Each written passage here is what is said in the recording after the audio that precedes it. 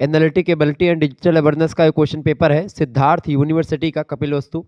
आपको बता दूं, अनिवार्य सहगामी पाठ्यक्रम यानी को करिकुलर है ये स्नातक का यानी कि बीए का, विज्ञान यानी कि बीएससी, वाणिज्य यानी कि बीकॉम, गृह विज्ञान यानी कि आपको बता दूं जैसे कि बीएससी होम साइंस एक होती है तो उसके लिए भी, और बीबीए बीसीए का जो पंचम सेमेस्टर होता है सिद्धार्थ यूनिवर्सिटी में, उसमें आपको एनालिटिकेबिलिटी एंड डिजिटल अवेयरनेस पढ़ना होता है। हालांकि केवल सिद्धार्थ यूनिवर्सिटी में ही नहीं बल्कि सभी विश्वविद्यालयों में नवीनतम एजुकेशन पॉलिसी जो है राष्ट्रीय शिक्षा नीति 2020 में आई थी, उसके अकॉर्डिंग हर एक यूनिवर्सिटी में फिफ्थ सेमेस्टर में ही नहीं बल्कि हर एक सेमेस्टर में एक को करिकुलर कोर्स पढ़ना होता है। उसी को करिकुलर कोर्स के रूप में एनालिटिकेबिलिटी आपके पाठ्यक्रम में संकलित था। मैंने इससे पहले 4-5 मॉडल पेपर आपको लगातार दिए थे, लगातार मैं इसकी तैयारी करवा रहा था और लगभग अधिकतर प्रश्न जो है रीजनिंग वाले जो भी हैं सब हमारे द्वारा बताए गए आए थे, कंप्यूटर वाले भी बहुत सारे प्रश्न हमारे द्वारा बताए गए आए थे। तो आज का जो वीडियो है इसी पेपर को मैं सॉल्व करवाऊंगा। इसमें 100 ऑब्जेक्टिव टाइप के प्रश्न हैं जिन पर मैं चर्चा करने वाला हूं। तो ये प्रश्न पत्र जो है सिद्धार्थ यूनिवर्सिटी का है, लेकिन ये राम मनोहर लोहिया अवध विश्वविद्यालय का 3 तारीख को और 4 तारीख को परीक्षा लगी हुई है। तो उन दोनों के लिए इंपॉर्टेंट यानी बॉयज के लिए भी और गर्ल्स के लिए भी। तो आप लोग इस पेपर में पूछे गए प्रश्नों को आप एकदम से याद कर डालिएगा, कंप्यूटर वाले प्रश्नों को, और जो रीजनिंग वाले प्रश्न उसके लिए तो मैं लगातार मॉडल पेपर दे ही रहा हूं। एक आध दो मॉडल पेपर मैं और दे दूंगा, अगर आप कहेंगे तो रिवीजन आपकी हो जाएगी। बाकी आप लगातार रिवीजन कर ही रहे। प्लेलिस्ट में आप सारी वीडियो देख लीजिएगा, प्लेलिस्ट एनालिटिकेबिलिटी के मैं कम्युनिटी में पोस्ट कर दूंगा, उसको भी आप देख लीजिएगा। तो ये बीए पंचम सेमेस्टर बीएससी बीकॉम सभी के लिए है। तो बीएससी बीकॉम, बीएससी एजी, बीएससी होम साइंस के जितने छात्र छात्राएं हैं सब इसको देख डालिए।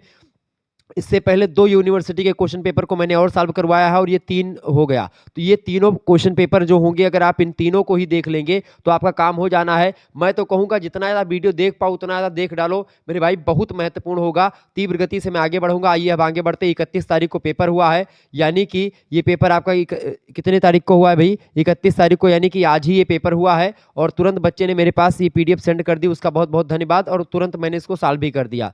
अब आइए अब इसको हम सॉल्व करने का प्रयास करते हैं, आपके आंसर पर डिपेंड मतलब कि समझते हैं। देखिए 6 मित्र हैं A B C D E F, केंद्र की ओर एक वृत्त में मुंह करके बैठे हैं, मतलब एक वृत्त की ओर देख रहे हैं, यानी एक ये वृत्त है, इसमें 5 लोग बैठे हैं। अब यहाँ पर आपको समझना पड़ेगा। यहाँ पर मैं आपको समझाते हुए भी आगे बढ़ूंगा ताकि आपको एक मॉडल पेपर के रूप में भी हो। अगर मैं चाहूँ तो केवल आंसर बता करके भी आगे बढ़ सकता हूँ, लेकिन उससे क्या होगा कि केवल सिद्धार्थ यूनिवर्सिटी के बच्चों का फायदा होगा, बाकी विश्वविद्यालयों के बच्चों का फायदा नहीं होगा। तो इसीलिए अब हल कर लेंगे, कैसे हल किया जाता है। देखिए कह रहा कि ई डी के बाईं ओर बैठ, सबसे पहले आप एक वृत्त बना लें। ऐसे आप 6 व्यक्ति हैं तो 6 जगह आप ऐसे ऐसे लाइन खींच लें। 6 जगह यानी कि 6 व्यक्तियों को हमको बैठाना है। सिंपल सा है क्या, प्रश्न जब भी ऐसे हल करें तो बहुत ही सरल होते हैं। मैंने आपको बताया केंद्र की ओर मुंह करके बैठे हैं, इसका मतलब क्या होगा कि इनका दायां जो होगा वो ऊपर की ओर होगा और जो बायां होगा वो इधर होगा। ठीक है, ये बात ध्यान रखें। यानी केंद्र की ओर मुंह करके बैठे हैं तो सीधा सीधा आप मतलब केंद्र की ओर देख रहे हैं, इसका मतलब कि उनका दाएं हाथ पर, आपके दाएं हाथ पर जो होगा वही उनका भी दायां होगा, और जो आपके बाएं हाथ पर होगा वो मतलब उनका भी बायां होगा। अब यहाँ पर देखिए ई डी के बाईं ओर बैठा, कह रहा क्या कि ई जो है डी के किस ओर बैठा है? बाईं ओर बैठा है। तो मान लेते हैं अगर डी यहां पर मैं बैठा देता हूं तो डी का बायां कौन होगा? डी का बायां इधर होगा, ये वाला। तो आप यहां पर ई को बैठा देंगे, बिल्कुल बैठा देंगे, यानी कि ई जो है डी के बाईं ओर बैठा है। तो ई बैठा है किसके? डी के बाईं ओर बैठ गया। ठीक है, सी की सीट ए और बी के बीच में है, सी की सीट ए और बी के बीच में है, और आगे कह रहा कि एफ ई और ए के बीच में है। ई और ए के बीच में, यानी कि ए यहां पर अगर रखेंगे तो ई और ए के बीच में कौन होगा? यफ होगा, यफ हो गया यहाँ पर। ठीक है, समझ में आया। और इसके अलावा आपसे और क्या कह रहा है? आपसे आगे कह रहा है कि सी की सीट ए और बी के बीच में है। तो ए और बी के बीच में किसकी सीट है? ए और किसके बीच में? बी के बीच में सी की सीट है। 3 और 3 6। हाँ, क्या कह रहा है? ए और बी के बीच में। तो ए यहाँ पर है तो बी यहाँ पर बैठ जाएगा, तो सी की सीट कहाँ पर हो जाएगी? ऑटोमेटिक किसके बीच में हो जाएगी? ए और बी के बीच में हो जाएगी सी की सीट। तो ए और बी के बीच में किसकी सीट है? किसकी सीट है भाई? ए और बी के बीच में सी की सीट हो गई। और यहाँ पर और क्या कह रहा है कि यफ जो है ई और ए के बीच में है, ई और ए के बीच में यफ भी हो गया। ठीक है, ई डी के बाईं ओर है, ई जो है डी के बाईं ओर है, ये भी हो गया, यानी सभी आपका कॉलम पूरा कर रहा है। तो सी के ठीक दाएं कौन बैठा है? सी के ठीक दायां, सी का ठीक दायां क्या होगा? सी का आप उल्टा करके अगर आप देखेंगे केंद्र की ओर बैठा तो यहाँ पर जाएंगे, सी का ठीक दायां जो होगा वो ए हो जाएगा। सी का ठीक दायां कौन सा होगा भाई? सी का ठीक दायां जो होगा ए हो जाएगा। ए ऑप्शन में कहाँ पर दिख रहा है? करेक्ट आंसर हो जाएगा ए ऑप्शन, इसका बिल्कुल करेक्ट आंसर है। ए जो है वो सी के ठीक दाएं है, ठीक है। तो दायां क्या होगा सी का? सी का दायां ए इधर होगा, ठीक है, और सी का बायां जो होगा इधर होगा। चूंकि आप देखेंगे ऊपर से देखेंगे सी के जगह पर आप जा करके खड़े होंगे अगर, तो फिर अगर इधर की ओर देखेंगे तो इसका जो दायां होगा किधर होगा? वो इस तरफ होगा ए की तरफ, और इसका बायां होगा बी की तरफ। यहाँ पर देखें एक बार फिर से, क्या ये कॉलम पूर्ति कर रहा है सभी का सभी? बिल्कुल कर रहा है। प्रश्न आपसे पूछा गया था कि भाई देखिए ई डी के बाईं ओर है, ई जो है आपका डी के बाईं ओर है, बिल्कुल ई डी के बाईं ओर है, ठीक है। ए और बी के बीच में सी है, सी की सीट ए और बी के बीच में है, सी की सीट ए और बी के बीच में है, बिल्कुल है, ठीक है। आगे कह रहा है कि जो है यफ जो है ई और ए के बीच में है, ई और ए के बीच में कौन है? यफ है, बिल्कुल है, बिल्कुल ठीक है ना, बिल्कुल चल रहा है। सी के ठीक दाएं कौन बैठा है? तो सी के ठीक दाएं ए बैठा है, ए ऑप्शन ए में दे रहा है, बिल्कुल करेक्ट आंसर हो जाएगा। A option is right answer. Clear? आगे देखिएगा, तो ए ऑप्शन इसका बिल्कुल करेक्ट आंसर हो जाएगा। आगे देखेंगे, अगला प्रश्न आपकी स्क्रीन पर आ चुका है, दूसरा नंबर प्रश्न है, ये भी आपका उसी टाइप का प्रश्न है। एक गोला आप देखेंगे, P Q R S T एक वृत्ताकार मेज के चारों ओर बैठे हैं, वृत्ताकार मेज है, तो 1 2 3 4 और 5 ही लोग हैं, 4 और 1 5। आर पी के दाईं ओर बैठा है, ठीक है, मान लेते हैं आर जो है आर पी के दाईं ओर बैठा है और यस के बाईं ओर से दूसरे स्थान पर है। अब कोई आर मान लेते हैं, अगर मैं आपको आर के बारे में अगर बताऊं तो जान लें कि आर कहाँ पर बैठा है। सिंपल सा अगर देखेंगे तो आर जो आपका बैठेगा, देखें एक मिनट के लिए, आर की अगर मैं बात करूं तो आर मान लेते हैं अगर यहाँ पर है तो आर पी के दाईं ओर है, पी के दाईं ओर है। अब पी कहीं पर होगा, यानी पी का दायां कौन होगा? देखिए पी के दायां, यानी कि पी का दायां ऊपर होगा, बिल्कुल। तो आर पी के दाईं ओर है, बिल्कुल मैंने बैठा दिया। लेकिन आर ही यस के बाईं ओर से दूसरे स्थान पर है, यस जो है यस के बाईं ओर से दूसरे स्थान पर है आर। यही कह रहा है कि जो आर है वो पी के तो दाईं ओर है, पी के दाईं ओर हो गया, लेकिन आर के मतलब यस के बाईं ओर से दूसरे स्थान पर है, यस के बाईं ओर से दूसरे स्थान पर। तो यस का बायां कौन होगा? यस का बायां कौन होगा भाई? देखिए फटाफट से आप बताएंगे, यस का बायां कौन होगा? यस का बायां देखिए, अगर मान लेते हैं यस यहाँ पर हम बैठाते हैं तो 1 2, ठीक है, यस का बायां इधर ही होगा, यस का बायां इधर, बिल्कुल ठीक चल रहा है। यस का बायां उधर होगा चूंकि, हाँ बिल्कुल, तो यस के बाएं पहला दूसरे स्थान पर आर है और पी के दाहिने तरफ है, ठीक है, आर, बिल्कुल आर पी के दाईं ओर है, ये भी हो गया। आगे कह रहा है टी पी और यस के बीच में नहीं है, टी जो है पी और यस के बीच में नहीं, तो पी और यस के बीच में यानी कि यहाँ पर आपका टी नहीं होगा, तो टी का जगह एक स्थान और बच रहा है, टी यहाँ पर हो जाएगा, बिल्कुल टी को मैंने बैठा दिया। आगे कह रहा है कि आर के बाएं से दूसरे स्थान पर कौन है? अब यहाँ पर देखेंगे यस टी पी क्यू बैठ गया, मतलब कि पी आर और टी एस बैठ गया, तो बच कौन रहा है? क्यू बच रहा है, तो क्यू ऑटोमेटिक यहाँ पर बैठ जाएगा। अब का प्रश्न कर रहा है कि आर के बाएं से दूसरे स्थान पर कौन है? तो आर का बायां सबसे पहले देखें कौन होगा। आर का दायां इस तरफ है और बायां इस तरफ है, तो आर के बाएं दूसरे स्थान पर आपसे पूछ रहा है, तो पहले पे पी है और दूसरे पे क्यू है। क्यू ऑप्शन नंबर कहीं पर मिल रहा है, तो बिल्कुल ए ऑप्शन में मिल रहा है, क्यू करेक्ट आंसर हो जाएगा, ए ऑप्शन इसका, क्यू इसका करेक्ट आंसर था, ठीक है। आगे देखिएगा, अगला प्रश्न आपकी स्क्रीन पर आ चुका, तीसरा नंबर प्रश्न है, ये भी कुछ ऐसा ही प्रश्न पूछा गया है। प्रश्न क्या है? गोला कि A B C D E F, यानी 6 लोग हैं वृत्ताकार मेज पर, 1 2 3 4 5 6, 6 लोग एक वृत्ताकार मेज पर जो है बैठे हैं।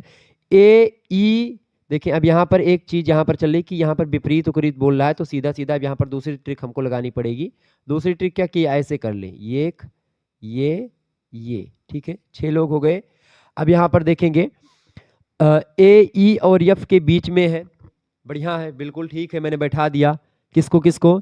हमने बैठा दिया कि भाई क्या कह रहा था आपसे कि ए ई और एफ के बीच में है। मान लेते हैं अगर ए यहाँ पर मैं बैठाऊंगा तो ई, अब देखें अभी ए यहाँ पर है और एफ यहाँ पर भी हो सकता है, ई यहाँ पर भी, एफ यहाँ पर, मतलब कि अभी क्लियर नहीं है कि ई और एफ कहाँ बैठेंगे। आगे पढ़ते हैं, ई डी के विपरीत है। मान लेते हैं अगर ई मैं यहाँ पर बैठाता हूँ तो डी यहाँ पर मुझे बैठाना पड़ेगा, ठीक है।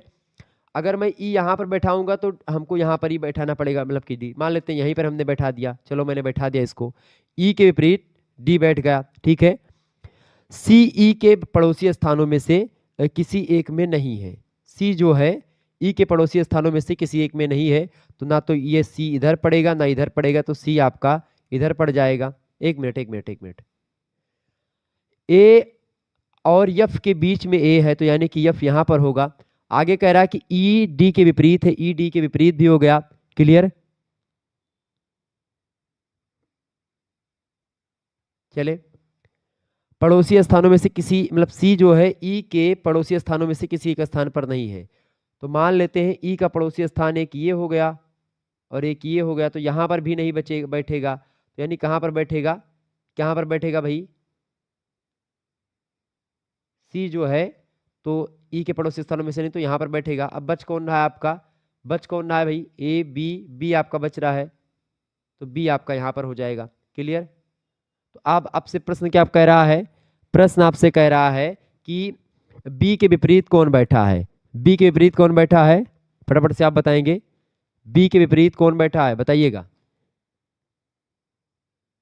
बी के विपरीत बिल्कुल सी बैठा है, बी के विपरीत, सॉरी बी के विपरीत यफ बैठा है, ऑप्शन नंबर इसका यफ करेक्ट आंसर हो जाएगा। देखिए बी के विपरीत कौन बैठा है, बी के विपरीत यफ आपका बैठा है, बिल्कुल क्लियर हो गया आपका, ठीक है। चूंकि ई के विपरीत डी ऑटोमेटिक दिया हुआ है, ए के विपरीत सी दिया हुआ है, तो बी एफ के विपरीत, क्लियर हो गया, ऑप्शन नंबर इसका सी करेक्ट आंसर होगा।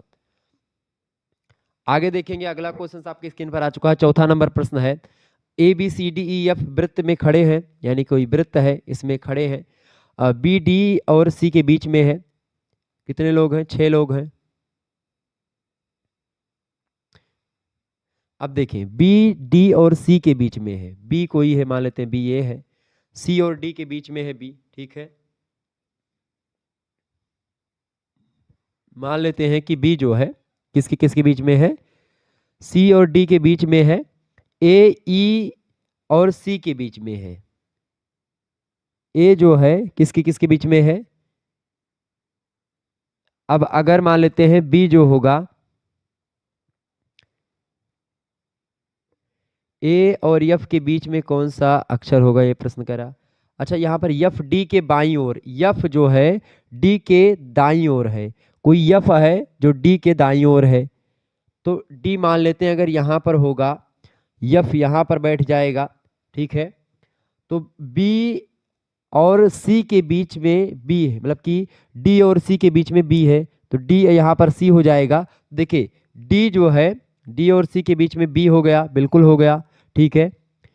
अब यहाँ पर एक चीज और करा, ए जो है ई और सी के बीच में है, तो ई और सी यानी ई यहाँ पर अगर हम रख देंगे तो ए यहाँ पर रख देंगे, तो ये देखिए ई और सी के बीच में ए हो गया, हो गया।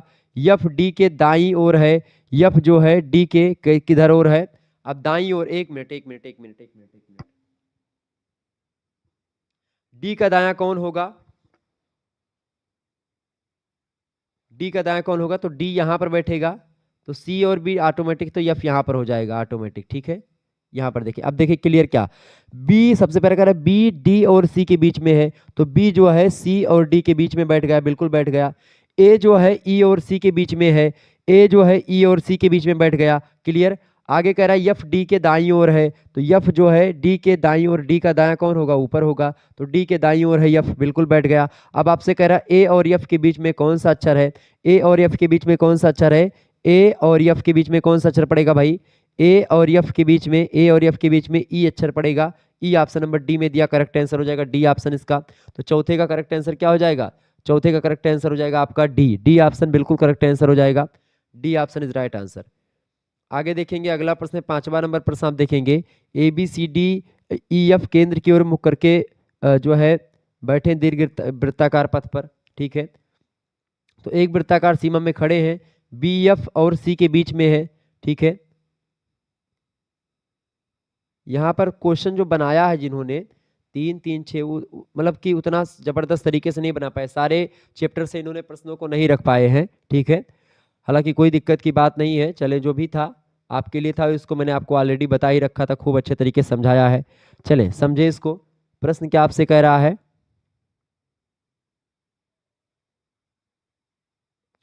प्रश्न आपसे क्या कह रहा है कि बी एफ और सी के बीच में है, ए ई और डी के बीच में है, एफ डी के बाईं ओर है। ये तो हो गया ना।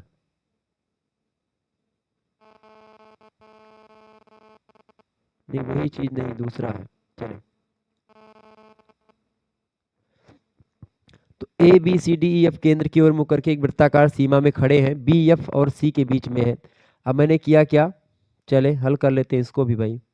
समय लग रहा है थोड़ा सा इसमें, लेकिन अभी मैं और प्रश्नों को बहुत तीव्र गति से आगे बढ़ाऊंगा। इसमें समय इसलिए लगता है क्योंकि इसमें बैठाने में दिक्कत, अभी गड़बड़ हो जाएगा तो पूरा सवाल गलत हो जाएगा।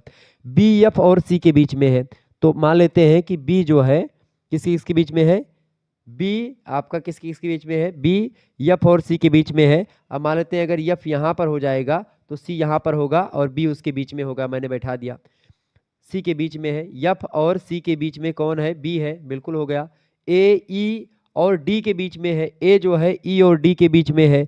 अब मान लेते हैं ई अगर यहाँ पर बैठाते हो तो डी आपका यहाँ पर बैठेगा और उसके बीच में आपका क्या हो जाएगा, ए हो जाएगा, बिल्कुल मैंने बैठा दिया।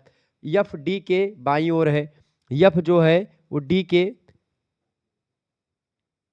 एफ डी के बाईं ओर है क्या, डी के बाईं ओर, बिल्कुल। डी का बायां किधर होगा, डी का बायां, बिल्कुल। तो डी के बाईं ओर एफ है, बिल्कुल ठीक है। ए और एफ के बीच में कौन बैठा है, ए और एफ के बीच में डी बैठा है। ऑप्शन नंबर इसका बी करेक्ट आंसर हो जाएगा। तो पांचवें करेक्ट आंसर क्या हो जाएगा, B option is right answer. पांचवें का बी करेक्ट आंसर हो जाएगा, डी ऑप्शन। आगे देखिएगा, अगला प्रश्न आपकी स्क्रीन पर आ चुका है। यहाँ पर इस नंबर सिस्टम मिसिंग नंबर वाला आपने अगर देखा होगा तो मिसिंग नंबर का जितना भी प्रश्न पूछा गया है सब हमारे द्वारा बताए गए ही पूछा गया है। जो मैंने आपको बताया था वही आपको पूछा गया। लुप्त संख्या ज्ञात करें। अब लुप्त संख्या, इसमें मैंने आपको बताया था ट्रिक क्या, कि 7 दूनी 14 प्लस 2 16, 16 दूना 32 प्लस 2 34, 34 दूना 68, 68 प्लस 2 70, 70 दूना 140 प्लस 2 142, ठीक है। 142 दूना 284, 284 प्लस 2 286। यानी कि इसमें क्या किया जा रहा है, 7 दूनी 14, 2 से गुणा 2 जोड़, 2 से गुणा 2 जोड़, 2 से गुणा 2 जोड़, 2 से गुणा 2 जोड़, 2 से गुणा 2 जोड़, यानी कि 34 दूना 68, 68 और 2 प्लस 2 करेंगे कितना हो जाएगा, 70। करेक्ट आंसर सी ऑप्शन, बिल्कुल। आगे देखेंगे अगला प्रश्न। ये तो मैंने आपको सभी प्रश्नों को बताया था। ये प्रश्न थोड़ा सा आपका आ गया था, इसको मैंने नहीं बताया था, लेकिन इसका ट्रिक क्या है, देखिए यहाँ पर क्या दिया हुआ है, ये समकोण त्रिभुज दिया गया है। यहाँ पर देखेंगे 3 3 त्रिक का 9, 4 चौको 16, जोड़ 2 25, 25 यानी किसका वर्गमूल निकालो 25 का, 5 पचाहम 25, 5 यहाँ पर आया, यानी सेम सेम क्या चल रहा है, पचाहम 25, 12 बार यहाँ 144, जोड़ 2 169 हो जाएगा, 169 13 का वर्ग, बिल्कुल। ऐसे ही यहाँ पर क्या चलेगा, 15 का स्क्वायर होगा यहाँ पर 225, और 17 का स्क्वायर क्या होता है आपका, 17 का स्क्वायर होता है 289, ठीक है। दोनों में से अगर घटा देंगे तो 289 में से अगर आप घटाओगे 225, 9 में से 5 गए कितना बचेगा 4, 8 में से 2 गए 6, 64, 64 किसका वर्ग होता है 8 का।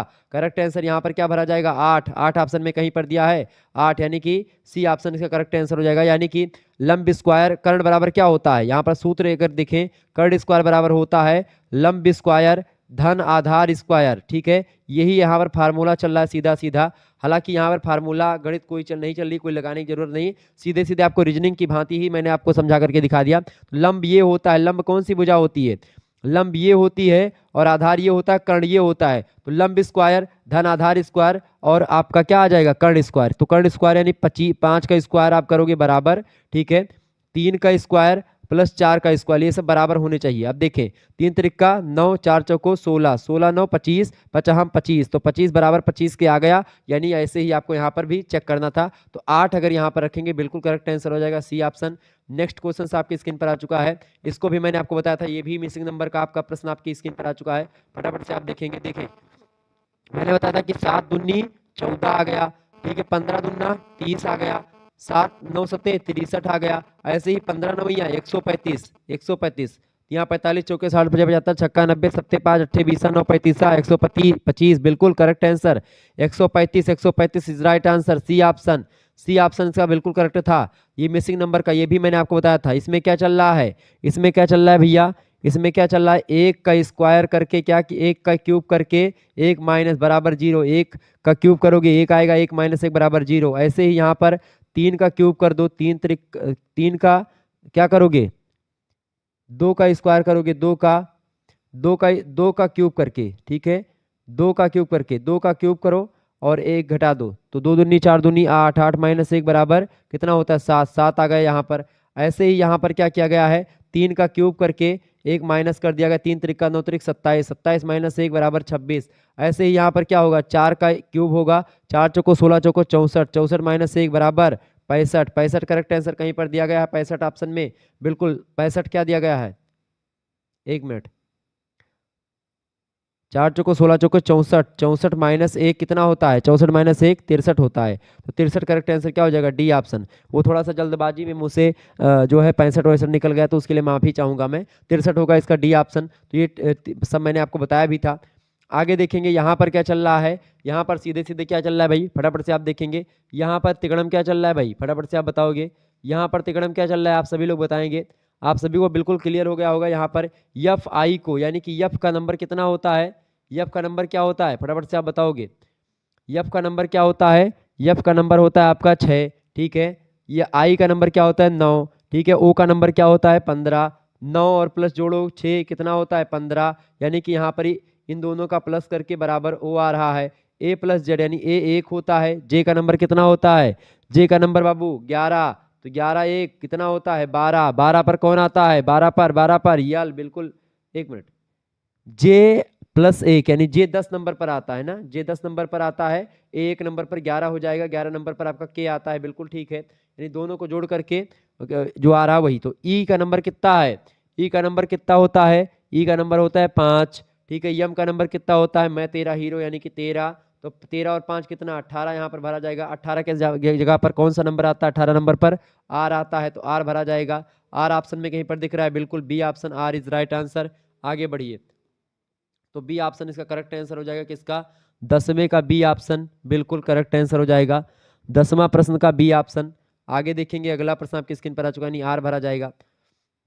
11वां प्रश्न है सभी खिड़कियां दरवाजे हैं, कोई दरवाजा दीवार नहीं है, सब यानी एक खिड़की है या मान लेते खिड़की है, तो ये दरवाजा हो जाएगा, ठीक है। दरवाजा हो गया, सभी खिड़कियां क्या हैं दरवाजे हैं, कोई दरवाजा दीवार नहीं है, तो कोई दरवाजा दीवार नहीं मतलब कि दीवार का सिंबल यहाँ पर बनेगा, ठीक है। कोई दरवाजा दीवार नहीं है तो दीवार अलग बना दिया हमने, क्लियर। तो कुछ खिड़कियां दीवारें हैं, कुछ खिड़कियां दीवारें हैं और सारी खिड़की मतलब कुछ खिड़कियां दीवारें हैं नहीं कह सकते, कुछ नहीं कह सकते, तो ये गलत हो गया। कोई दीवार एक दरवाजा नहीं है, कोई दीवार एक दरवाजा नहीं है, तो कह भी सकते हैं क्योंकि यहाँ पर क्या कोई दरवाजा दीवार नहीं, तो कुछ कोई दीवार दरवाजा भी नहीं है, तो दोनों गलत हो जाएंगे आपसे। तो करेक्ट आंसर क्या हो जाएगा, ना तो एक और ना ही दो सही है, ठीक है। डी ऑप्शन इसका बिल्कुल करेक्ट आंसर हो जाएगा। 1 मिनट, कोई दरवाजा दीवार नहीं है तो ये सही हो सकता है। 1 मिनट, यहाँ पर क्या है कोई दरवाजा दीवार नहीं है, कोई दीवार एक दरवाजा नहीं है, कोई दीवार एक दरवाजा नहीं है, तो ये 11वें करेक्ट आंसर क्या हो जाएगा, बिल्कुल बी हो सकता है इसका, क्योंकि दो निष्कर्ष सही हो सकता है इसका, ठीक है। लेकिन क्लियर यहाँ पर भी नहीं है, कोई दीवार एक दरवाजा नहीं कह सकते हैं क्योंकि कोई दरवाजा दीवार नहीं है। जब कोई दरवाजा दीवार नहीं, सिंबल आप देखेंगे सभी खिड़कियां, या खिड़की हो गई, ये दरवाजा हो गया। अब दरवाजे का और खिड़की का दूर दूर तक कोई संबंध जब नहीं दिख रहा है, तो यहाँ पर सीधे कह रहा कोई दरवाजा दीवार नहीं है, तो यहाँ पर मैं अगर दीवार इसको मैंने बना दिया, तो यहाँ पर देखिए कोई संबंध दिख रहा है, तो कोई दीवार एक दरवाजा नहीं है, बिल्कुल नहीं है ऑप्शन नंबर इसका। केवल दो निष्कर्ष सही है, बाकी गलत है, ऑप्शन नंबर इसका बी लगा दीजिएगा। अगला क्वेश्चन आपकी स्क्रीन पर आ चुका है, 12 नंबर क्वेश्चन आप देखेंगे। सभी कप किताबें हैं, सभी किताबें शर्ट हैं। देखें सभी कप किताबें हैं, मान लेते हैं ये कप है, सभी कप जो है किताबें हैं, तो ये किताब हो जाएगा। सभी कप किताब हैं, ठीक है, तो किताब मैंने आपको बना दिया किताब। सभी कप किताबें हैं, सभी किताबें शर्ट हैं, सभी किताबें क्या हैं शर्ट हैं, तो शर्ट यहाँ पर हो जाएगा, तो ऐसे सिंबल बनेगा। तो कुछ कप शर्ट नहीं है, कुछ कप शर्ट नहीं है क्या, कुछ कप शर्ट नहीं है, सारे कप शर्ट है वैसे तो, ठीक है। यहाँ पर दिख रहा है क्या, तो बिल्कुल, तो यानी कि यहाँ पर क्या होगा, और कुछ कप शर्ट हैं, कुछ कप शर्ट हैं बिल्कुल हैं, और कुछ कप शर्ट नहीं है, यहाँ पर करेक्ट आंसर क्या हो जाएगा। प्रश्न क्या कह रहा है कि सभी कप किताबें हैं, बिल्कुल हैं, हमने बना दिया। सभी किताबें शर्ट भी मैंने दिखा दिया, सभी किताबें शर्ट भी हैं। अब कह क्या रहा निष्कर्ष, कुछ कप शर्ट नहीं है, क्या हम कह सकते हैं कुछ कप शर्ट नहीं है, कुछ कप शर्ट नहीं है कह सकते हैं, बिल्कुल कह सकते हैं। हालांकि जब सारे कप शर्ट शर्ट हैं तो कह नहीं सकते, तो ये गलत हो गया। कुछ शर्ट कप हैं ये कह सकते हैं, कुछ शर्ट कप हैं बिल्कुल हैं, तो ऑप्शन नंबर इसका 2 यानी कि केवल 2, ऑप्शन नंबर इसका बी निष्कर्ष सही हो सकता है। ठीक है, कुछ कप शर्ट नहीं है, कुछ कप शर्ट नहीं है, तो इसमें आप नहीं कह सकते क्योंकि सारे का सारा पहले दिख रहा है, तो बी ऑप्शन इसका करेक्ट आंसर लगा सकते हैं आप, केवल दो निष्कर्ष सही है। आगे देखेंगे 13वां नंबर प्रश्न आपकी स्क्रीन पर आ चुका है, फटाफट से आप देखेंगे। नीचे चार विकल्प दिए गए हैं जिनमें से एक आकृति को पूर्ण करता हुआ विकल्प छांटिए। तो यहाँ पर देखेंगे 13वें करेक्ट आंसर सीधा सीधा आपको दिख रहा होगा, बिल्कुल इसमें देखेंगे ए ऑप्शन में जो मिल रहा है वही बिल्कुल करेक्ट आंसर है। बाकी में आपको बिल्कुल भी नहीं दिख रहा है, चूंकि आकृति जो होगी ये तो बिल्कुल बी वाली बनेगी नहीं। ठीक है, इसके अलावा सी वाली आकृति जो होगी वो भी आपकी इसलिए नहीं बनेगी क्योंकि ये लाइन जो बीच वाली है ये नीचे इसमें दी गई है, तो ये भी नहीं बनेगी। क्लियर। और यहाँ पर ये त्रिभुज जो है ये आपका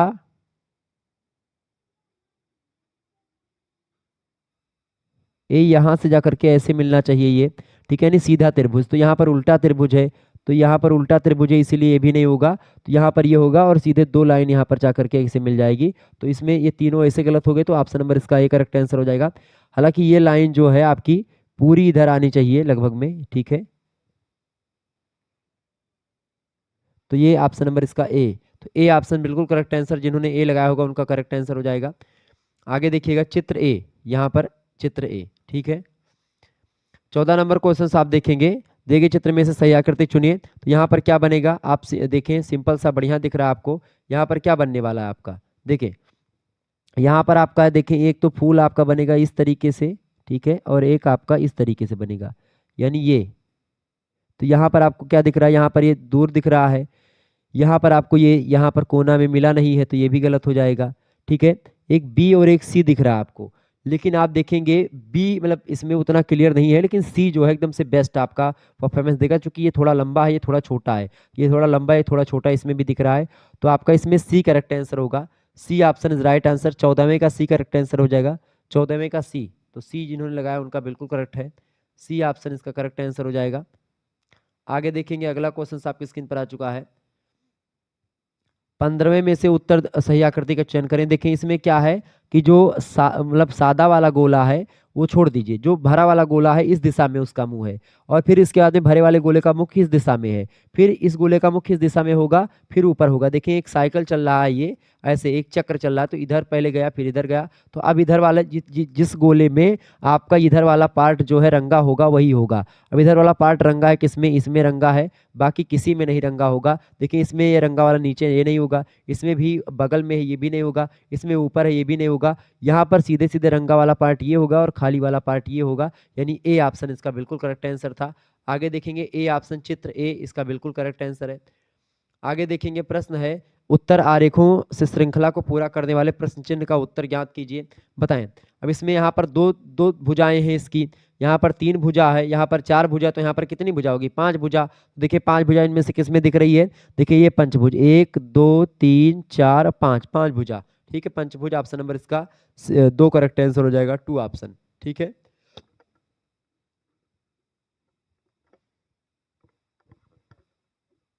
आगे देखेंगे अगला क्वेश्चन आपकी स्क्रीन पर आ चुका है, उत्तर आरेखों की श्रृंखला को पूरा करने वाले प्रश्न का उत्तर ज्ञात कीजिए। देखिए यहाँ पर क्या है, एक लाइन है और नीचे की ओर है, यहाँ पर दो लाइन है इस दिशा में है, तो अब यहाँ पर क्या होगा, यहाँ पर जो होगी तीन लाइन होगी। अब तीन लाइन देखो इस दिशा में तो होगी नहीं, क्योंकि इस दिशा में ऑलरेडी है, ऊपर ऊपर तो दो होगी नहीं, क्योंकि तीन दो यहाँ पर हो गई हैं, तो तीन आपकी होगी, और किस दिशा में होगी, इस दिशा में तो ऑलरेडी पहले से है, तो ये भी नहीं होगा, ये भी नहीं होगा, ये भी नहीं होगा, यानी कि तीन ऊपर दिशा की ओर तीन होंगी। ठीक है, तीन लाइनें, तो ऑप्शन नंबर इसका ए करेक्ट आंसर हो जाएगा, क्योंकि एक दो तीन लाइन आपको ढूंढनी है, दो है ये इसलिए ये नहीं होगा, इस दिशा में ऑलरेडी ये है तो इस दिशा में ये भी नहीं होगा, इस दिशा में ऑलरेडी ये है तीन वाला, तो ये भी नहीं होगा, यानी तीन लाइन है और तीन लाइन आएगी और ऊपर वाले आएगी, तो एक दो तीन, ये ऑप्शन नंबर इसका बिल्कुल ए ऑप्शन में जो दिया गया चित्र एक करेक्ट आंसर हो जाएगा।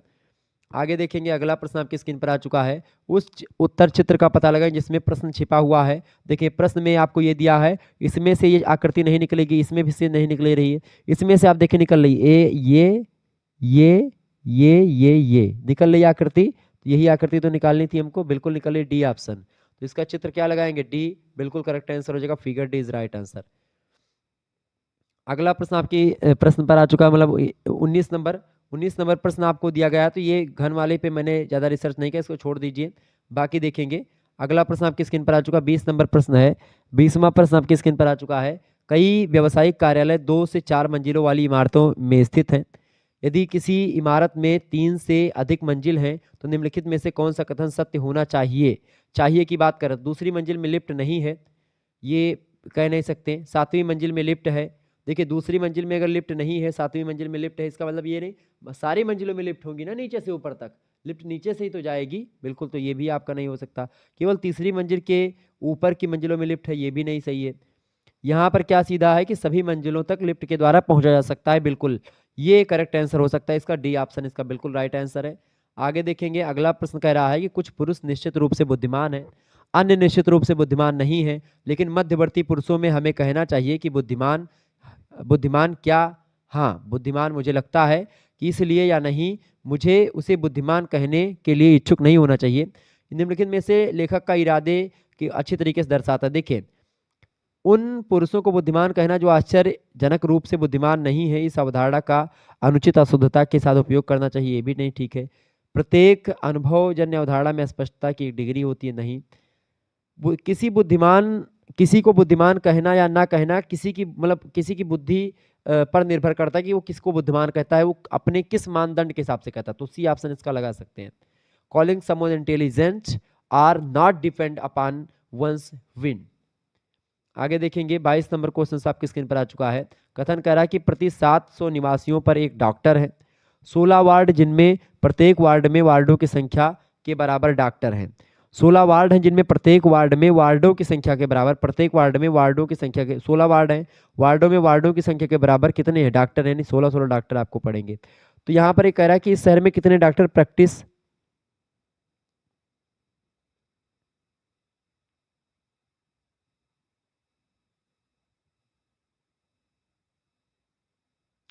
यहाँ पर कह रहा है केवल एक, मतलब कि इसमें इस शहर में कितने डॉक्टर प्रैक्टिस कर रहे हैं। तो इस शहर में कितने डॉक्टर प्रैक्टिस कर रहे हैं, क्या ये निकाला जा सकता है। तो देखिए, क्या ये निकाला जा सकता है, बढ़िया प्रश्न आपसे पूछ लिया गया 22 नंबर का। 22 नंबर का देखें, देखें इसमें से क्या है कि भाई या तो एक पर्याप्त है या तो दो पर्याप्त है, चूंकि प्रति 700 निवासियों पर एक डॉक्टर है तो इससे भी आपका निकल सकता है और वार्डों से भी निकल सकता है, तो या तो एक या तो दो पर्याप्त है। ऑप्शन नंबर इसका जो है या तो एक या तो दो, ठीक है, सी ऑप्शन करेक्ट आंसर हो जाएगा। हालांकि यहाँ पर एक चीज़ और देखें, प्रति 700 निवासियों पर एक डॉक्टर होता है, तो 700 व्यक्तियों पर प्रति 700 व्यक्तियों पर एक डॉक्टर है, ठीक है।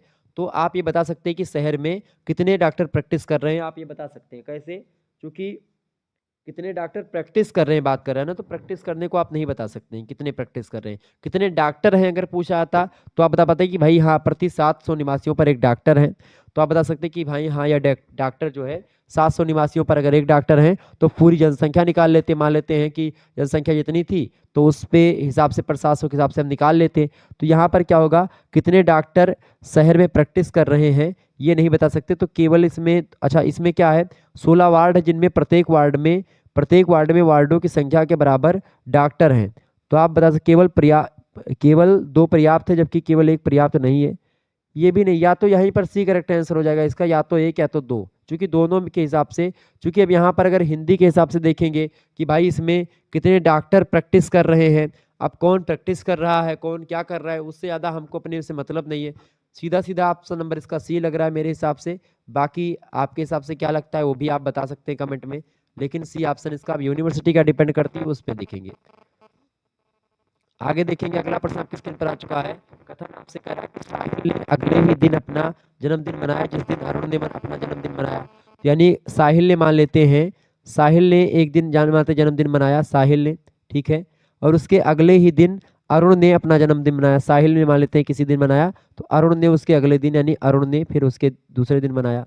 साहिल की बहन का जन्म सप्ताह के तीसरे दिन पड़ता है। दूसरा कथन कि साहिल का जो जन्म, साहिल की बहन का जन्म है, साहिल की एक सिस्टर है, उसका जन्म सप्ताह के तीसरे दिन पड़ता है, यानी कि जो है सोमवार मंगलवार बुधवार को, मान लेते हैं उसका अगर बुधवार को पड़ता है तीसरे दिन तो बुधवार को पड़ता है साहिल के जन्म के 2 दिन बाद। अब बुधवार को पड़ता है साहिल का जन्म, इसका मतलब आपका कितने दिन पहले हुआ था, साहिल का जन्म 2 दिन पहले यानी कि मंगल और सोम, यानी कि रविवार को साहिल का जन्म हुआ था, ठीक है, रविवार को साहिल का जन्म हुआ था, तो और साहिल ने अगले ही दिन अपना जन्मदिन मनाया था, अरुण के जन्मदिन मतलब कि अरुण ने अपना जन्मदिन मनाया जिस दिन, तो अरुण से एक दिन बाद में साहिल ने अगले दिन मनाया, तो अरुण इससे पहले आएगा, यानी कि शनिवार को अरुण ने मनाया, ठीक है, रविवार को साहिल ने, और बुधवार को आपने मनाया किसने, उसकी बहन ने। तो ये तीनों मतलब कि दोनों अगर निकालेंगे तभी क्लियर हो रहा है। बाकी साहिल, अच्छा साहिल का जन्मदिन किस सप्ताह में, मतलब सप्ताह के किस दिन था, तो साहिल का जन्म रविवार को था, ये वैसे क्लियर हो जा रहा है केवल दो ही कथन से, तो केवल दो ही पर्याप्त है, इसमें लिख सकते हैं केवल दो पर्याप्त है, जबकि एक पर्याप्त नहीं है। बी ऑप्शन इसका बिल्कुल करेक्ट आंसर होगा। आगे देखेंगे, अगला प्रश्न है, तस्वीर में आदमी तान्या के दादा का इकलौता बेटा है, कोई तस्वीर है तो भाई उसमें तान्या के दादा हैं, ठीक है, दादा की अगर बात की है तो तस्वीर में अगर उनके दादा हैं तो उनका इकलौता पुत्र तस्वीर में है, यानी कि तान्या के पापा हो गए, ठीक है, तो ये पापा हो जाएंगे और इनकी बेटी तान्या है, तो ये क्लियर होगा कि भाई दादा। तो प्रश्न है कि तान्या तस्वीर में दिखाई देने वाले व्यक्ति को किस प्रकार संबंधित है, आप एक से भी बता सकते हैं, दूसरे से। तस्वीर में व्यक्ति का कोई भी भाई नहीं है, अब तस्वीर में कोई भी व्यक्ति मतलब कि कोई तस्वीर में व्यक्ति जो है उसका कोई भाई नहीं है, बिल्कुल कोई भाई नहीं, मान लेते ये है कोई भाई नहीं उसका, और उसके पिता तान्या के दादा हैं, इसके पिता तान्या के दादा हैं, तो ये दादा तान्या के हो गए, तो जाहिर सी बात है तान्या के पापा होंगे जब इसके कोई भाई बहन नहीं है, तो दोनों से क्लियर हो रहा है, ठीक है।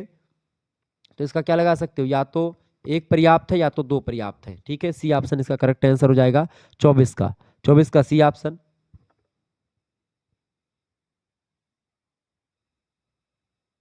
25 नंबर प्रश्न आपसे पूछा गया है, 25 नंबर प्रश्न, शोभा गुप्ता ने साक्षात्कार में 50% अंक और समूह चर्चा में 40% अंक प्राप्त किए हैं।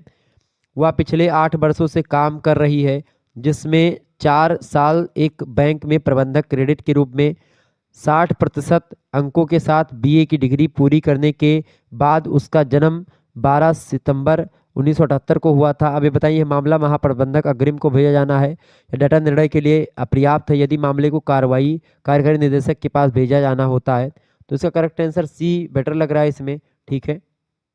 आगे देखेंगे, अगला क्वेश्चन आपकी स्क्रीन पर आ चुका है।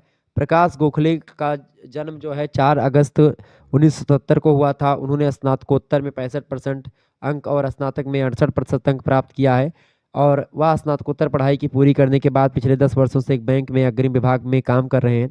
उसने ग्रुप डिस्कशन में 45 अंक और इंटरव्यू में 50% अंक हासिल किए हैं। तो ये आपको अग्रिम महाप्रबंधक अग्रिम को भेजा जाने वाला है, option number A correct answer होगा इसका। आगे देखेंगे, अगला प्रश्न आपकी स्क्रीन पर आ चुका है, इंपॉर्टेंट प्रश्न है। नीचे दिए गए चित्रों में से कागज पर विचार कीजिए जिसमें फोल्डिंग लाइन के डॉटेड संदर्भ में कुछ कट है, और फोल्ड करने के बाद यह कैसा दिखेगा, फोल्ड यानी मोड़ने के बाद में, तो इसको अगर हम मोड़ देंगे ऐसे, देखिए ये त्रिभुज जाकर के इस पे बैठ जाएगा और ये जाकर के इस पे बैठ जाएगा, तो कुछ इस तरीके से आकृति बिल्कुल बनेगी, ठीक है। लेकिन अब इसमें करेक्ट आंसर क्या हो जाएगा, इसमें कई आकृति ऐसी बन रही है, तो त्रिभुज अगर यहाँ पर पलटेंगे तो ये देखिए अगर नज़दीक होता तो एक दूसरे के ऊपर त्रिभुज चढ़ जाते, लेकिन अब यहाँ पर क्या है, चढ़ेगा नहीं त्रिभुज, यानी एक दूसरे से सट जाएंगे ये जा करके।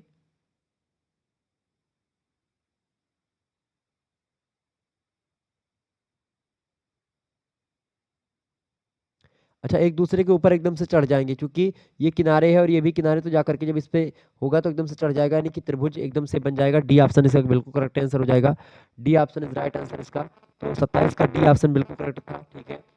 आगे देखिएगा, अगला प्रश्न आपसे पूछा गया था, अगला प्रश्न आपसे पूछा गया, नीचे दिए गए चित्र में एक कागज पर विचार कीजिए जिसमें फोल्डिंग लाइन के डॉटेड संदर्भ के साथ कुछ कट है, फोल्ड करने के बाद यह कैसा दिखता है बताएं। तो 28 नंबर का करेक्ट आंसर क्या हो जाएगा, देखिए इसमें सीधा सीधा ए वाला जो ऑप्शन है वही करेक्ट आंसर है, तो ए ऑप्शन बिल्कुल लगा देंगे।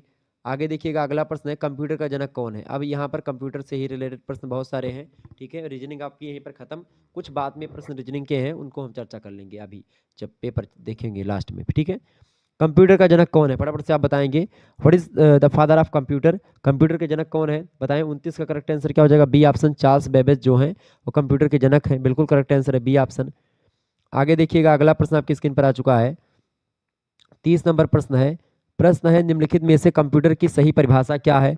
कंप्यूटर की देखिए, कंप्यूटर एक मशीन या उपकरण है जिसमें अंकगणितीय या तर्क ऑपरेशन अनुक्रम को स्वचालित रूप से करने के लिए एक प्रोग्राम किया जाता है, बिल्कुल ठीक है। कंप्यूटर केवल द्विआधारी भाषा समझता है, यानी बाइनरी समझता है, जीरो और मतलब कि एक के रूप में लिखी जाती है, बिल्कुल ठीक है। कंप्यूटर एक प्रोग्राम करने योग्य इलेक्ट्रॉनिक उपकरण है जो डेटा को संग्रहित, पुनर्प्राप्त और संसाधित मतलब संशोधित करता है, प्रोसेस करता है। Option number D correct answer हो जाएगा। ऑल ऑफ द मेंशन यानी उल्लिखित सभी करेक्ट आंसर हैं कंप्यूटर के बारे में। 31 प्रश्न नंबर पूछा गया था, what is the full form of CPU. CPU का फुल फॉर्म क्या है? Central processing unit. Option number C में दिया है सेंट्रल प्रोसेसिंग यूनिट। 31 का करेक्ट आंसर क्या हो जाएगा? C option. आगे देखेंगे तो ये सब प्रश्न पूछे गए थे, मैंने बताए थे। अगला प्रश्न आपकी स्क्रीन पर आ चुका है, निम्नलिखित में से कौन सी यूनिट उपयोगकर्ता से डाटा मतलब प्राप्त डाटा को कंप्यूटर समझने योग्य प्रारूप में परिवर्तित करने के लिए जिम्मेदार है? बताएं इसका करेक्ट आंसर क्या हो जाएगा? ये होता है इनपुट यूनिट। ऑप्शन नंबर इसका बी करेक्ट आंसर होगा। अगला क्वेश्चन आपकी स्क्रीन पर आ चुका है, 33 नंबर प्रश्न है, मुख्य मेमोरी और सीपीयू के बीच उच्च गति मेमोरी को क्या कहा जाता है? बताएं। What is the high speed memory between the main memory and the CPU called? बताएं इसका करेक्ट आंसर क्या हो जाएगा? 33 का बिल्कुल कैश मेमोरी जो होती, करेक्ट आंसर हो जाएगा बी ऑप्शन।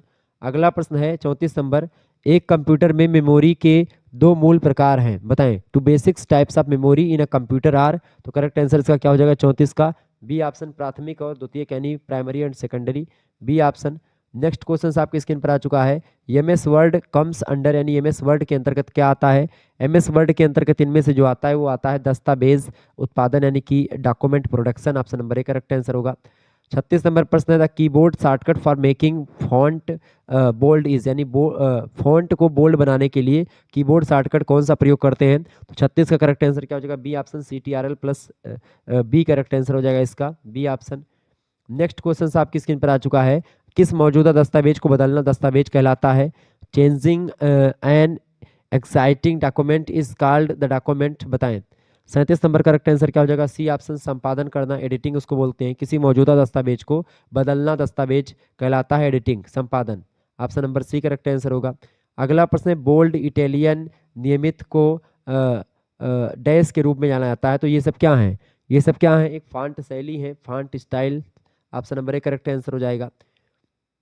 39 नंबर प्रश्न है, शीर्ष लेख और पाद लेख लेख देखने के लिए आपको इस पर स्विच करना होगा। To view header and footer you must switch to, बताएं। तो इसके लिए क्या होगा? प्रिंट आउट दृश्य और प्रिंट पूर्वावलोकन मोड यानी कि प्रिंट लेआउट व्यू और प्रिंट प्रीव्यू मोड, बिल्कुल डी ऑप्शन इसका होगा। दोनों 39 का डी ऑप्शन करेक्ट था। अगला प्रश्न आपसे पूछा गया था, प्रश्न पूछा गया था, the shortcut for centrally centrally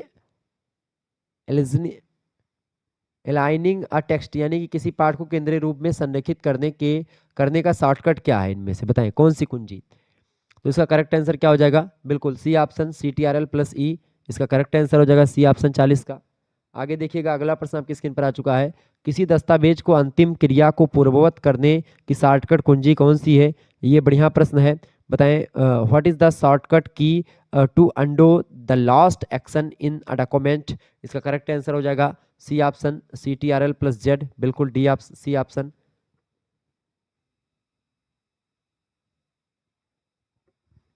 42 number question आप देखेंगे, संरेखण को सही ठहराने के लिए कीबोर्ड शॉर्टकट क्या है? संरेखण को सही ठहराने के लिए जो है वो CTRL प्लस जेड है।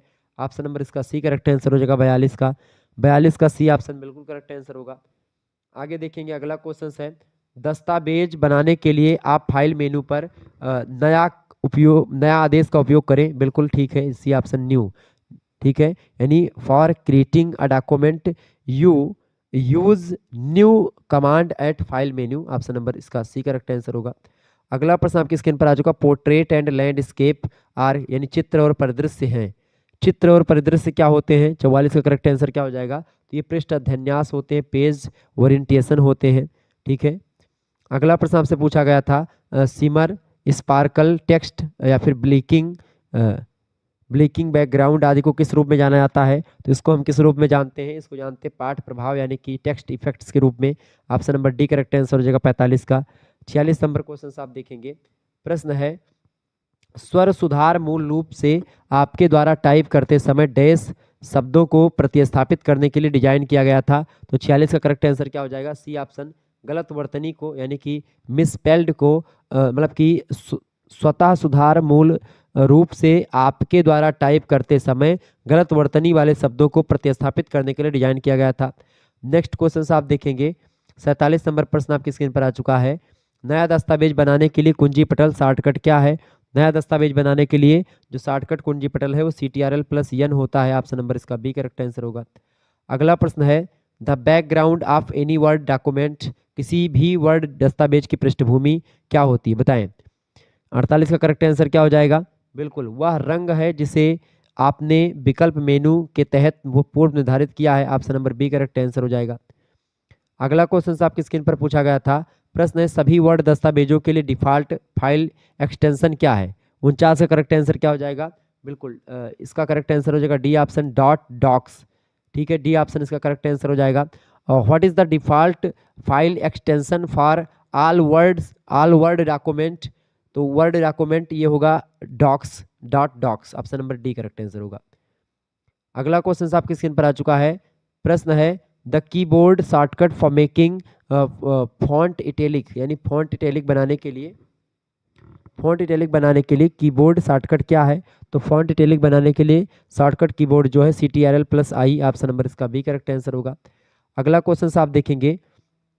प्रश्न आपसे पूछा गया है which of the key shortcuts is used for printing a document in word? बताएं करेक्ट आंसर क्या हो जाएगा इसका, यानी कि किसी दस्तावेज को वर्ड में मुद्रित करने के लिए किस कुंजी शॉर्टकट का उपयोग करते हैं? तो किसी दस्तावेज को वर्ड में मुद्रित करने के लिए जो शॉर्टकट कुंजी का प्रयोग करते हैं वो किसका करते हैं? CTRL+P। ऑप्शन नंबर इसका ए करेक्ट आंसर हो जाएगा। अगला क्वेश्चन आपकी स्क्रीन पर आ चुका है which bar lies top of the window in Excel screen? Excel screen में विंडो के शीर्ष पर कौन सा बार स्थित होता है? तो एक्सेल स्क्रीन पर विंडो के शीर्ष पर जो स्थित होता है वो होता है शीर्षक बार, यानी कि title bar. Option number C correct answer होगा। अगला क्वेश्चन आपकी स्क्रीन पर आ चुका है। 53 नंबर प्रश्न है एक्सेल में कौन सा दृश्य पृष्ठों को ठीक उसी प्रकार प्रदर्शित करता है जैसे वे मुद्रित होने पर दिखाई देते हैं? तो इसका करेक्ट आंसर क्या हो जाएगा? डी ऑप्शन पृष्ठ लेआउट दृश्य, यानी page layout view. D option इसका बिल्कुल करेक्ट था। अगला प्रश्न आपसे पूछा गया था भाई 54 नंबर क्वेश्चन आप देखेंगे क्या पूछा गया था। 54 नंबर प्रश्न प्रश्न आपसे पूछा गया था MS एक्सेल में कॉलम को डैश के रूप में नामित किया जाता है। तो कॉलम को किस रूप में नामित किया जाता है? ABCD, 1 2 3 4, या फिर इस तरीके से रोमन अंक में, संख्याओं में, अक्षर में, यानी कि अल्फाबेट्स, नंबर्स, रोमन न्यूमेरिकल्स? बताएं किस में? तो इसका करेक्ट आंसर क्या हो जाएगा? बिल्कुल, इसको जो है कॉलम को ABCD यानी कि अक्षर में, अल्फाबेट्स में करते हैं। ऑप्शन नंबर इसका ए करेक्ट आंसर होगा। अगला क्वेश्चन आपकी स्क्रीन पर आ चुका है। MS एक्सेल में कौन सा विकल्प कुछ शर्तों को पूरा करने वाली पंक्तियों को प्रदर्शित करने के लिए उपयोग किया जाता है? बताएं। तो इसका करेक्ट आंसर क्या हो जाएगा? 55 का बिल्कुल फिल्टर इसका करेक्ट आंसर हो जाएगा। B option auto filter is right answer. आगे देखेंगे 56 नंबर क्वेश्चन है। MS एक्सेल में गो टू संवाद बॉक्स खोलने के लिए किस फंक्शन कुंजी का उपयोग किया जाता है? तो इसका किसका प्रयोग करते हैं उसमें? F5 का प्रयोग करते हैं। ऑप्शन नंबर इसका बी करेक्ट आंसर होगा। अगला क्वेश्चन आपसे पूछा गया था 57 नंबर है। MS एक्सेल में टैब कुंजी का उद्देश्य क्या है? MS एक्सेल में टैब कुंजी का क्या उद्देश्य है? टैब कुंजी का क्या उद्देश्य है? सेल पॉइंटर को अगले कॉलम में ले जाता है। Option number B correct answer होगा। अगला प्रश्न आपसे पूछा गया है 58 नंबर। MS एक्सेल में इंटर कुंजी का क्या उद्देश्य होता है? तो इंटर कुंजी का उद्देश्य होता है सेल पॉइंटर को अगली पंक्ति में ले जाता है। ठीक है, आगे क्वेश्चन आपकी स्क्रीन पर आ चुका है। Which symbol is used to मतलब कि execute formulas in MS Excel? MS Excel में सूत्रों को निष्पादित करने का प्रतीक क्या होता है? तो सूत्रों को निष्पादित करने का जो प्रतीक होता है इज इक्वल टू, यानी कि बराबर होता है। ऑप्शन नंबर इसका ए करेक्ट आंसर हो जाएगा। 60 मतलब 59 का क्या करेक्ट आंसर हो जाएगा? 59 नंबर का ये ऑप्शन। अगला क्वेश्चन आपकी स्क्रीन पर आ चुका है। प्रश्न आपसे पूछा गया है how does the single element in a worksheet known as in Excel, यानी कि कार्यपत्रक में एकल तत्व को एक्सेल में कैसे जाना जाता है? तो उसको हम कैसे जानते हैं? सेल के रूप में। ऑप्शन नंबर इसका ए करेक्ट आंसर होगा। अगला प्रश्न है एक्सेल में कौन सा टैब स्प्रेडशीट को प्रूफिंग? बताएं। एक्सेल में कौन सा टैब स्प्रेडशीट को प्रूफिंग, प्रोटेक्टिंग और चिन्हित करने के लिए उपयोग किया जाता है? बताएं। एक्सेल का करेक्ट आंसर क्या हो जाएगा? सी ऑप्शन समीक्षा, इसको बोलते हैं रिव्यू। ठीक है, तो एक्सेल में कौन सा टैब स्प्रेडशीट को प्रूफिंग, प्रोटेक्टिंग और चिन्हित करने के लिए उपयोग किया जाता है? वो होता है रिव्यू यानी समीक्षा। Option number C correct answer हो जाएगा 61 का सी ऑप्शन। आगे देखेंगे 62 नंबर क्वेश्चन आपकी स्क्रीन पर आ चुका है। MS एक्सेल में पंक्तियों को कैसे क्रमांकित किया जाता है? यानी कि जो रोज होते हैं, how are rows numbered in MS Excel, तो करेक्ट आंसर क्या हो जाएगा? बी ऑप्शन, संख्यात्मक रूप से 1 2 3 4 न्यूमेरिकली, बी ऑप्शन। अगला प्रश्न है what is the extension file Excel 2007 and above? Extension file Excel 2007 और ऊपर क्या है? तो इसका करेक्ट आंसर क्या था 63 का? बिल्कुल .xlsx, ऑप्शन नंबर इसका सी करेक्ट आंसर होगा। अगला क्वेश्चन है 64 number, how are cells named in MS Excel? MS Excel में कोशिकाओं का नाम कैसे रखा जाता है? तो कोशिकाओं का नाम कैसे रखा जाता है? वो वर्णानुक्रम में रखा जाता है, यानी कि अल्फाबेटिकली में रखा जाता है, ये ऑप्शन करेक्ट आंसर हो जाएगा। अगला क्वेश्चन आपकी स्क्रीन पर आ चुका है 65 number, worksheet in is also called an area of cell. कार्यपत्र को सारणी का भी कहा जाता है, क्या कहा जाता है? स्तंभ, कोशिकाएं, बॉक्स या सूत्र, तो क्या कहते हैं उसको? 65 का बिल्कुल करेक्ट आंसर हो जाएगा बी ऑप्शन, कोशिकाएं यानी cells, area of cells, B option. Next question आपकी स्क्रीन पर आ चुका है 66 नंबर प्रश्न है, MS एक्सेल में पत्रक जानकारी और सम्मिलन बिंदु स्थान प्रदर्शित करने के लिए किसी पट्टी का उपयोग किया जाता है? बताएं किसका उपयोग करते हैं? उसका उपयोग करते हैं स्थिति बार का, status bar, option number C correct answer होगा इसका। अगला प्रश्न आपसे पूछा गया था, ये प्रश्न मैंने आपको बताया था, what is the full form of www? www का फुल फॉर्म होता है world wide web, option number A correct answer हो जाएगा इसका 67 का। अगला प्रश्न आपसे पूछा गया था, एरिया वेयर URL इज मतलब कि इंसर्टेड, यानी कि वह क्षेत्र जहां URL डाला जाता है। URL कहाँ डाला जाता है? URL एड्रेस बार में डाला जाता है, ये भी मैंने बताया था, ये ऑप्शन करेक्ट आंसर हो जाएगा। अगला प्रश्न 69 नंबर, अगले पृष्ठ पर जाने के लिए किस नेविगेशन बटन का उपयोग किया जाता है? बताएं which navigation button is use to move to the next page? Correct answer क्या हो जाएगा 69 का? बिल्कुल बी ऑप्शन, फॉरवर्ड बोलते हैं उसको, option number B correct answer होगा। फुल फॉर्म ऑफ HTTP, यानी HTTP का फुल फॉर्म क्या होता है? Hyper text transfer protocol. 70 का करेक्ट आंसर क्या हो जाएगा आपका? Option number B, hyper text transfer protocol, option number B correct answer होगा। इसको भी मैंने आपको बताया था कई बार। अगला प्रश्न है which allows the user to view the last viewed URLs? मतलब कि यानी कि कौन सा उपयोगकर्ता को अंतिम बार देखें गए URL को देखने की अनुमति देता है? तो देता है इतिहास, हिस्ट्री जो होती है, उससे आप दोबारा भी देख सकते हैं जो भी आपने सर्च वगैरह किया है। अगला क्वेश्चन आपकी स्क्रीन पर आ चुका है, which ISPs are not from India? कौन से ISP भारत से नहीं है? ISP का फुल फॉर्म क्या होता है? ISP का फुल फॉर्म होता है, यहाँ पर फुल फॉर्म पहले जान लें, ISP का फुल फॉर्म क्या होता है? ISP का फुल फॉर्म होता है इंटरनेट सर्विस प्रोवाइडर, ठीक है, इंटरनेट सर्विस प्रोवाइडर इसका फुल फॉर्म होता है। तो कौन सा इंटरनेट सर्विस प्रोवाइडर भारत का नहीं है? देखिए रिलायंस तो भारत का है, BSNL भी भारत का है, एयरटेल भी भारत का है, जबकि आपका जो वोडाफोन है ये ब्रिटिश है, वोडाफोन भारत का नहीं है, ऑप्शन नंबर इसका डी लगा देंगे। मतलब वोडाफोन भारत का नहीं है ये सिम, ठीक है, और मतलब ना ये तो मतलब कि इंटरनेट सर्विस प्रोवाइडर ये भारत का नहीं है, ठीक है, विदेशी कंपनी है वोडाफोन, क्लियर, ध्यान रखेंगे। बाकी ये तीनों रिलायंस, BSNL और एयरटेल जो हैं ये भारत के हैं। ऑप्शन नंबर इसका करेक्ट आंसर क्या हो जाएगा? D option. आगे देखेंगे अगला प्रश्न आपकी स्क्रीन पर, ISP का full form internet service provider, option number A correct answer होगा। अगला क्वेश्चन आपकी स्क्रीन पर आ चुका है 74 नंबर क्वेश्चन आप देखेंगे। प्रश्न है कंप्यूटर में इंटरनेट कनेक्ट करने के लिए बुनियादी आवश्यकताएं क्या? इसको भी मैंने आपको बताया था, कंप्यूटर उपकरण और IP, बिल्कुल ISP, ठीक है, दोनों होने चाहिए, ऑप्शन नंबर इसका सी करेक्ट आंसर हो जाएगा। आगे देखेंगे 75 नंबर प्रश्न आपकी स्क्रीन पर आ चुका है, which bar is located on the top of the browser? Browser के शीर्ष पर कौन सा बार स्थित होता है? इसको भी मैंने बताया था। इसका करेक्ट आंसर क्या हो जाएगा 75 का? बिल्कुल correct answer C option, address bar is right answer.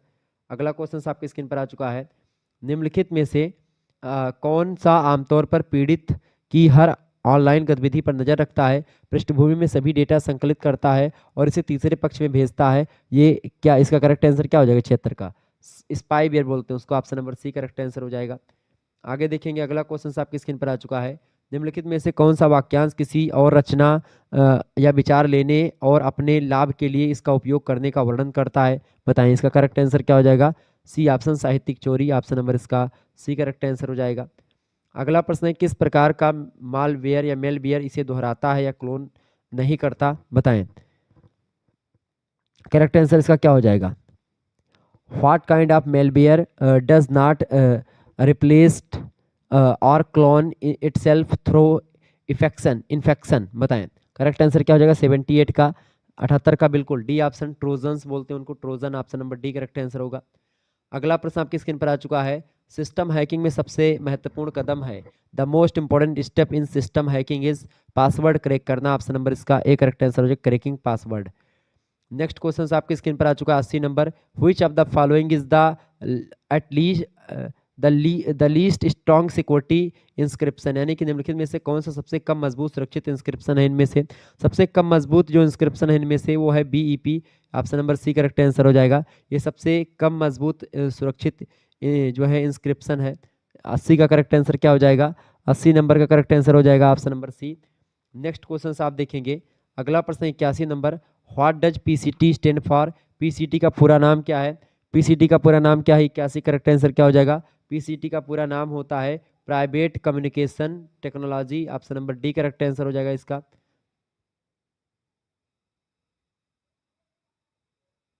Private communication technology बिल्कुल ठीक है, इसका पीसीटी का फुल फॉर्म होता है। आगे देखेंगे 82 नंबर क्वेश्चन आपकी स्क्रीन पर आ चुका है। 82 नंबर प्रश्न आप देखेंगे, प्रश्न है निम्नलिखित में से कौन सा डिजिटल मीडिया परिदृश्य से संबंधित नैतिक आचरण की जांच का वर्णन करता है, तो साइबर एथिक्स यानी साइबर एथिक्स करती है। Option number A correct answer होगा। अगला प्रश्न है, कोड रो एक के समान है, the code red is similar to a, code red एक के समान है इनमें से, फोटो संपादन सॉफ्टवेयर के नहीं, एंटीवायरस सब प्रोग्राम या वीडियो संपादन सॉफ्टवेयर या कंप्यूटर वायरस। तो कोड रेड क्या है, कोड रेड जो है वो एक प्रकार का कंप्यूटर वायरस होता है, उसी के समान। Option number D correct answer होगा। अगला प्रश्न है, नीचे सूची संबद्ध या सूचीबद्ध वस्तुओं में से कौन सा सबसे कम मजबूत सुरक्षित प्रोटोकॉल है, इनमें से बताएं। सबसे कम मजबूत प्रोटोकॉल है पूछा गया है। 84 करेक्ट आंसर क्या हो जाएगा, सबसे कम मजबूत प्रोटोकॉल इनमें से कौन सा है, फटाफट से आप बताएंगे।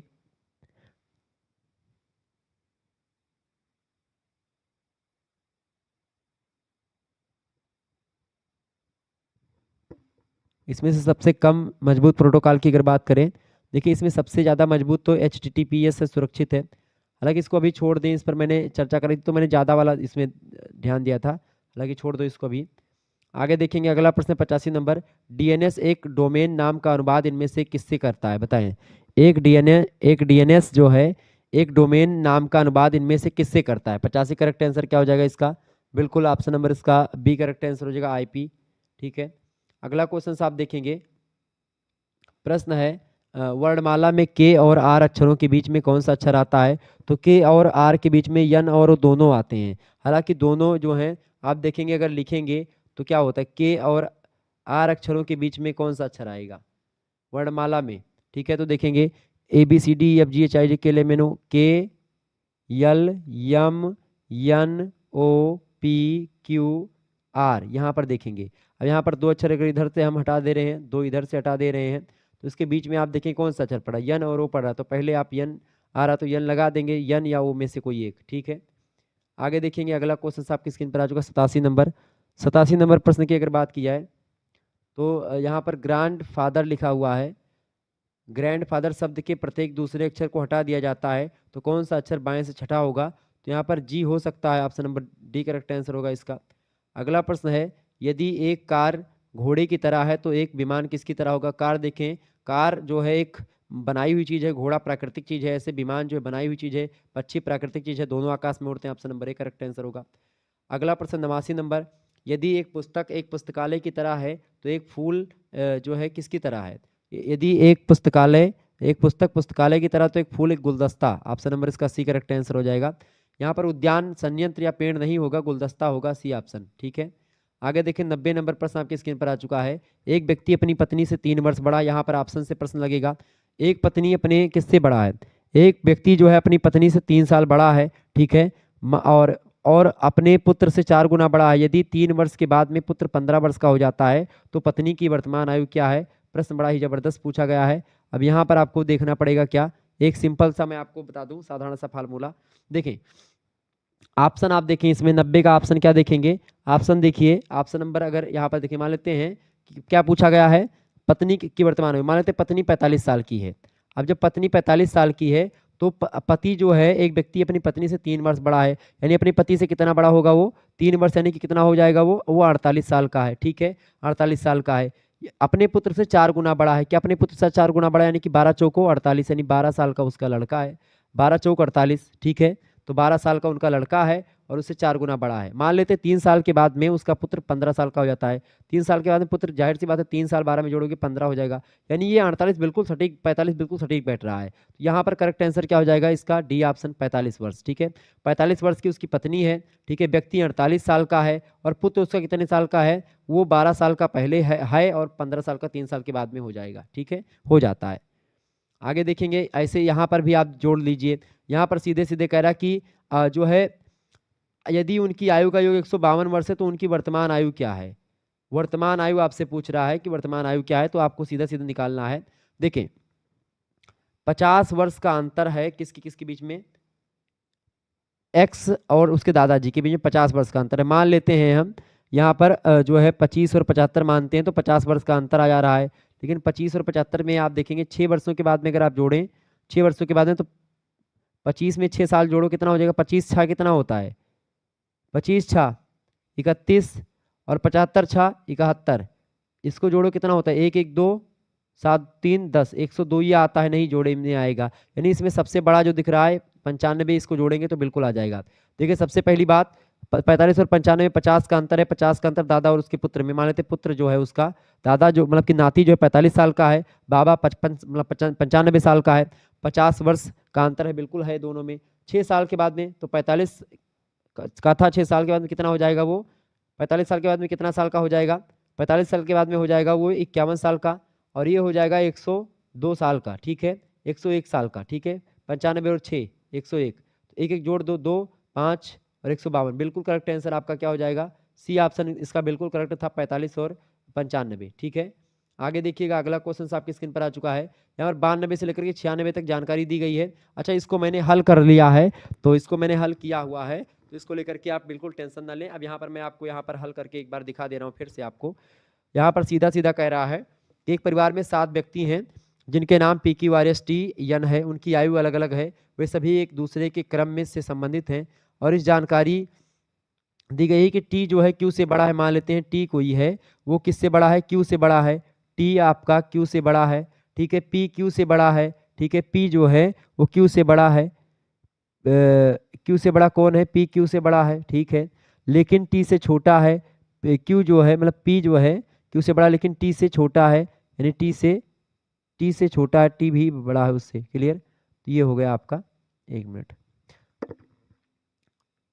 टी जो है क्यू से बड़ा है, क्यू से बड़ा हो गया, और पी क्यू से बड़ा है, पी क्यू से बड़ा है, सॉरी पी क्यू से बड़ा है, बिल्कुल बड़ा है, लेकिन जो है टी से छोटा है पी। ठीक है, किससे, टी से छोटा, यानी कि टी से छोटा है पी। ठीक है, मान लेते हैं तो टी से छोटा है पी, यानी ऐसे यहाँ पर हमने बना लिया इसको। अब कह रहा है यन और यस विवाहित जोड़े हैं, यन और यस जो है विवाहित जोड़े, मैंने यहाँ पर लिख लिया विवाहित जोड़ा। परिवार में तीसरा सबसे बुजुर्ग व्यक्ति 38 साल का है, तीसरा सबसे व्यक्ति 38 साल का है। मैंने इसको हल किया हुआ है और मैंने पूरा हल किया हुआ है इसका। अगर यहाँ पर इस पे हल नहीं कर मतलब कि करने में बड़ी दिक्कत होगी, हालांकि सिंपल सा मैंने यहाँ पर हल किया था। तो ये आपका 38 साल, तीसरा बुजुर्ग व्यक्ति मान लेते हैं 38 साल का है, क्यू पी की बहन है। अब देखिए यहीं से आपका क्लियर हो रहा है, क्यू पी की बहन है, तो क्यू जो है बहन है। सबसे पहली बात ये क्यू किसकी बहन है, पी की बहन है, पी की बहन मैंने कर दिया। आर पी का पिता है, आर जो है वो पी का पिता, तो क्यू का भी पिता आर होगा, तो आर पिता है तो इसकी कोई पत्नी भी होगी। ठीक है, कर लेते हैं। ठीक है, तीसरा सबसे छोटा व्यक्ति इसमें 35 साल का है, तो यन परिवार मतलब पूरा अगर इसको हल करेंगे तो आपका आ जाएगा। और इसको मैंने हल किया हुआ है सीधा सीधा, तो टाइम वेस्ट ना करें, मैंने इसको हल किया हुआ है, विस्तार से हल किया हुआ है, कोई दिक्कत की बात नहीं है। अब इसमें आप उत्तर सुन ले बस, केवल उत्तर क्या है। देखिए पहला प्रश्न आपसे 92 नंबर, यस क्यू की आयु 75 वर्ष की है, तो क्यू की आयु क्या है। तो यदि यस की आयु, तो यस का आयु ऑलरेडी आपका दिया हुआ था उसमें, यस की आयु 69 साल, उसमें जब हल करेंगे तो मिल जाएगा। तो ये यस 69 साल का है, यानी क्यू आपका 6 साल का पड़ेगा, तो इसका सी करेक्ट आंसर हो जाएगा। चूंकि आपका यस की अगर कितनी है 69 साल की है, प्लस क्यू हो जाएगा बराबर 75। ठीक है, कुल आयु, तो यहाँ से क्यू बराबर क्या निकलेगा, 75 घट जाएगा इनमें से जाकर के 6 साल। तो इसका 92 का 6 करेक्ट आंसर था, अगर 6 लगाया होगा आपने तो करेक्ट आंसर होगा। आगे देखेंगे 93 नंबर प्रश्न है। इस प्रश्न को मैं किसी दिन हल करवा दूंगा आपके बोर्ड पर। ठीक है, यस पी से किस प्रकार संबंधित है। देखिए यस पी जो है एक दूसरे के क्या है, मतलब कि यस जो है वो दादी है किसकी, क्यू की। ठीक है, यस ये सॉरी यस पी की दादी है और क्यू की भी दादी, चूंकि क्यू बहन है पी की, तो चूंकि जब क्यू की दादी यस है तो पी की दादी भी यस है, ठीक है। और यस की उम्र ही 69 वर्ष की है, ये बात ध्यान रखेंगे। दादी है ऑप्शन नंबर इसका डी करेक्ट आंसर होगा। अगला प्रश्न 94 नंबर, 35 वर्ष का कौन सा व्यक्ति इनमें से है? तो 35 साल का कौन सा व्यक्ति है? 94 नंबर का करेक्ट आंसर क्या हो जाएगा? बिल्कुल डी ऑप्शन इसका आर जो है 94 वर्ष का है, क्योंकि यम जो है 38 साल का बताया गया है, यम 38 साल का है और यम का छोटा भाई है कौन? आर, ठीक है। तो आर जाहिर सी बात है 35 साल का होगा। क्लियर, ध्यान रखेंगे इस बात को। आगे देखेंगे 95 नंबर प्रश्न है, कितने व्यक्ति पी से बड़े हैं? तो पी देखें सबसे मतलब कि पी जो है पी से छोटी है क्यू, यानी क्यू उसकी बहन छोटी है पी से। बाकी उसके जो है कितने सदस्य कुल मिलाकर के देखें, 1 2 3 4 5 6 लोग उससे बड़े हैं। ऑप्शन नंबर इसका ए करेक्ट आंसर हो जाएगा, पी से 6 लोग बड़े हैं, 1 लोग छोटी है। अगला प्रश्न है, परिवार के सबसे बुजुर्ग व्यक्ति की संभावित आयु कितनी है? तो सबसे बुजुर्ग व्यक्ति कुल मिलाकर के 69 साल का बताया गया है प्रश्न में, तो 68 साल का तो होगा नहीं, तो यहाँ पर 80 और 74 दोनों हो सकता है, तो डी ऑप्शन इसीलिए आपको दिया गया है ए और बी दोनों, तो डी ऑप्शन इसका करेक्ट आंसर हो जाएगा। आगे देखिएगा अगला क्वेश्चन आपकी स्क्रीन पर आ चुका है, 97 नंबर प्रश्न है, यदि किसी कूट भाषा में सिंबल को इतना लिखा जाता है तो उसी कूट भाषा में नंबर को क्या लिखा जाएगा? ये थोड़ा सा प्रश्न थोड़ा सा लॉजिकली मुझे सही नहीं लगा, ठीक है, तो इसको मैंने हल किया, इसको छोड़ दें 97 नंबर को। बाकी दो प्रश्न आप देख लीजिएगा। यहाँ पर क्या किया गया, कंप्यूटर को जो है ये लिख दिया गया है, तो इसको क्या लिखा जाएगा यही पूछा गया है। यहाँ पर देखेंगे, यहाँ पर सीधा सीधा क्या किया गया है, दो दो अक्षर को बदल दिया गया है। देखिए यहाँ पर ई आर तो आर ही कर दिया गया है, टी यू तो जो है यहाँ पर टी यू है तो टी यू ऐसे लिख दिया गया है, ठीक है, टी यू लिख दिया गया है। ऐसे ही देखिए ई आर और ओ सी यहाँ पर कर दिया गया है, फिर बाकी एम पी तो पी एम कर दिया गया है यहाँ पर, ठीक है। फिर टी यू ऐसे रखा गया है। सीधे यहाँ पर भी आप देखेंगे सीधा क्या चल रहा है, यहाँ पर डी ई को ई और डी कर दो, यहाँ से यहाँ क्या गया सीधा दिखे, आर आर ई टी ऐसे देखें, ये उल्टा डायरेक्ट किया गया। एक मिनट अगर देखें इसको, आर का उल्टे आर यहाँ पर लिख दिया गया है, ई यहाँ पर लिख दिया गया है, यू यहाँ पर लिख दिया, यू देखें यू यहाँ पर है और टी यहाँ पर, टी मतलब आपस में स्थान बदल दिया गया है। ऐसे ही यहाँ पर देखेंगे तो आपका क्या निकलेगा, आपका निकलेगा देखेंगे यहाँ पर डी मतलब ई आर हो जाएगा, यहाँ पर ई आर के स्थान पर क्या किया गया है, तो आर ई हो जाएगा, आर ई हमने यहाँ पर देख लिया, आर ई हो गया, ठीक है। ऐसे ही एच पी हो जाएगा, एच पी हो जाएगा, टी यू है तो टी यू यहाँ पर है ना, टी यू है तो टी यू नहीं होगा, तो यानी कि एच पी है यहाँ पर तो क्या हो जाएगा, पी एच है तो पी एच ही रहेगा, पी एच यानी कि पी एच यहाँ पर देख लें, बहुत सही देखें, पी एच यहाँ पर है, पी एच यहाँ पर, चूंकि ये बदल नहीं, टी यू ऐसे ही है, बदला नहीं है, तो टी यू ऐसे रहेगा, बाकी ये दो बदले हैं, ठीक है।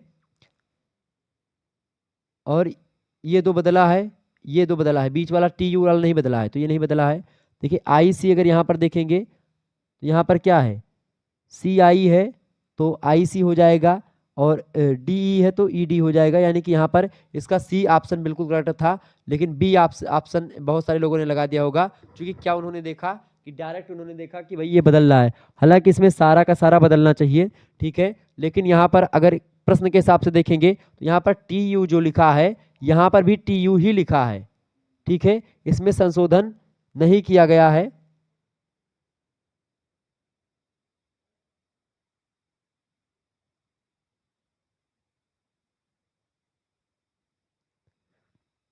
क्लियर, यहाँ पर थोड़ा बहुत उल्टा देखें, अगर सी को क्या लिखा गया यहाँ पर, सी के स्थान पर ओ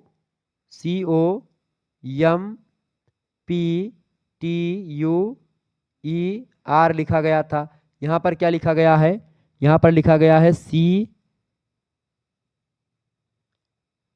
ओ M P U T E R, तो यहाँ देखें ई आर को आर ई लिख दिया गया इधर, तो ऐसे यहाँ पर हमको ई आर को हमको यहाँ पर लिखना आर ई लिखना, आर ई से शुरुआत होगी, ठीक है, हमने कर लिया। ऐसे ही यहाँ पर क्या किया गया है, यहाँ पर टी यू यहाँ पर उठा कर दिया गया, तो ऐसे ही हमको यहाँ से पी एच को उठा करके यहाँ पर पी एच कर देना है, पी एच हमने कर दिया।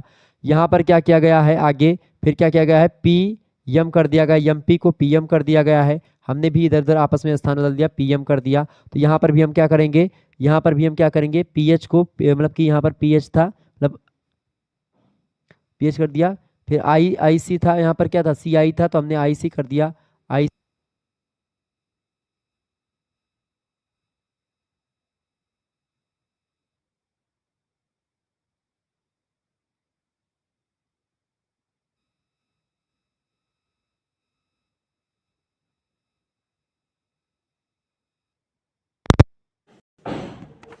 आगे देखिएगा, अगला क्वेश्चन आपकी स्क्रीन पर आ चुका है। इसमें देखेंगे क्या दिया गया है आपसे, बेनारेक प्रश्न का चित्र देखिए, जो हरियाणा भारत और एशिया के बीच में सबसे अच्छा अंतर संबंध दर्शाता है। सिंपल सा यहाँ पर दिखा गया है कि देखिए एशिया वाला हरियाणा जो है पूरा का पूरा भारत में है, पूरा का पूरा भारत एशिया में है, यानी कि ऑप्शन नंबर इसका सी करेक्ट था। ऐसे ही यहाँ पर 100वां नंबर प्रश्न आपका दिया गया है, कौन सा चित्र गांव, जिला और राज्य को, तो देखें गांव, राज्य और जिला की अगर बात की जाए तो ऑप्शन नंबर डी में जो दिया करेक्ट आंसर, चूंकि गांव जो होगा, जिला उसके बाद में होगा, फिर आपका उसके बाद में कौन सा होगा, मतलब कि राज्य होगा। तो क्लियर, इसका भी डी करेक्ट आंसर होगा ऑप्शन नंबर, इसका डी करेक्ट आंसर हो जाएगा 100वें का, तो 100वें का डी था, और इसका 99 नंबर का भी आपका सी ऑप्शन था, ये बात ध्यान रखेंगे। ओके, तो इस तरीके से आप लोगों ने समझा। मिलते हैं फिर नेक्स्ट वीडियो में, तब तक के लिए जय हिंद जय भारत। आप सभी का बहुत बहुत धन्यवाद हमारे साथ जुड़ने के लिए। इसी प्रकार से अपना प्यार हमेशा बनाए रखेंगे। बहुत बहुत धन्यवाद। इसका आप लोगों ने नहीं देखा था तो इसका करेक्ट आंसर सी ही होगा, ये बात ध्यान रखेंगे। सी ऑप्शन इसका बिल्कुल करेक्ट था, ध्यान रखेंगे। धन्यवाद, मिलते हैं नेक्स्ट वीडियो में।